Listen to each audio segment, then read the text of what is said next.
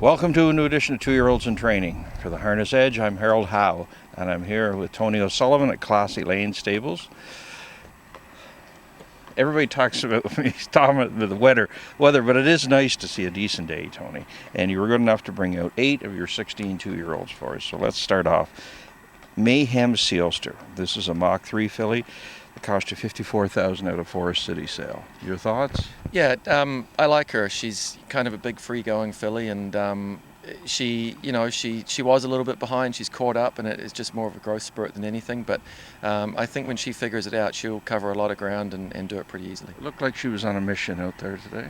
Yeah, she's probably not the best one to put on the front. She is pretty green, but somebody has to cut it, and they've got to learn. But that's the thing. When she gets wound up, she wants to go. She's just got to learn how to use her speed. Whisper Well. This is a well-said filly, just $15,000 out of Harrisburg.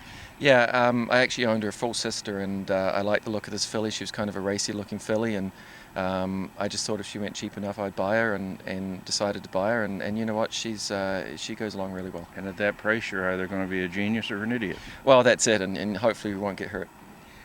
This one, you had to dig a little deeper. Sports Anchor, a sports writer filly, $72,000 out of Harrisburg.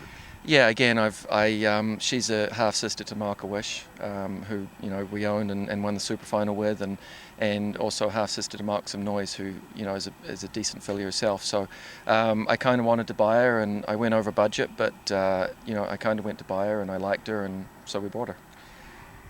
It seems that there's a pattern for a number of years now that if you go New York sired, you have to dig deep, and you did here.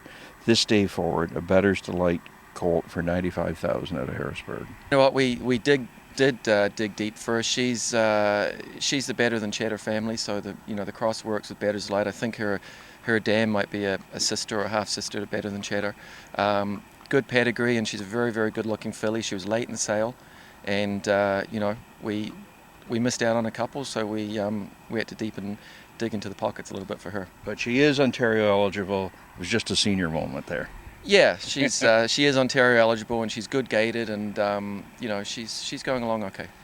In the second set, we've got Stonebridge Better, another Bettor's Delight, Ontario sired colt that was $28,000 of the Forest City sale.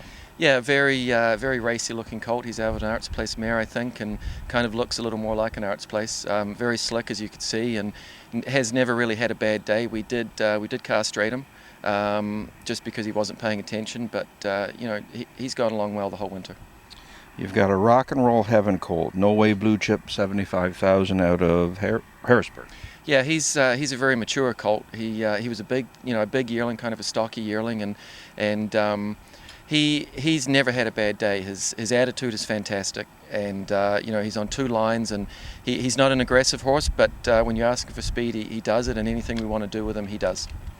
Then we have Blade Hanover, Some Beach Somewhere colt, $67,000 out of Lexington. Yeah, we decided we wanted to try and buy a Some Beach Somewhere, and I think $67,000 was fairly decent.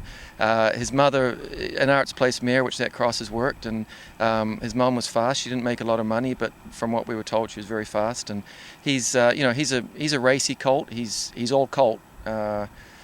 He needs to pay attention sometimes, but he's getting better and better. The more we train him, he's getting bigger and he's filling out, and he's going along okay.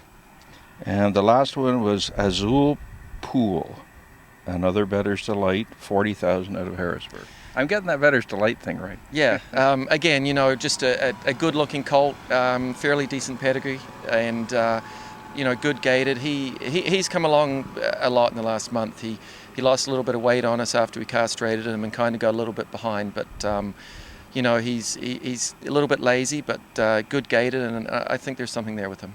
How do you feel about the barn overall in mid-April? I feel pretty good. I like some of the babies we have.